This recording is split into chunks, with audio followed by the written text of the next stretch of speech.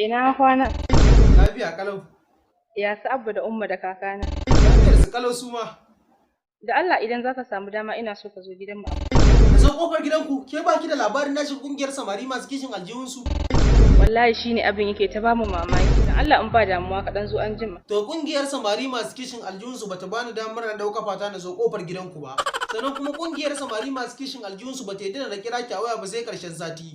Sannan kuma kungiyar samari masu kishin aljihunsu bata yadda na kira ki a waya mi magana sama da sakan 15 ba. Sannan kungiyar samari masu kishin aljihunsu ta bani damar duk lokacin da nake so mu yi magana da ke na muke flashin ke kira ni, wannan ma bata da mu yi magana da ke sama da minti 1 ba. Sannan kuma kungiyar samari masu kishin aljihunsu ta tanadi manya-manyan hukunce-hukunce da za ta yi duk wani dan kungiyar ta da ya karya mata doka. Sannan kuma kungiyar samari masu kishin aljihu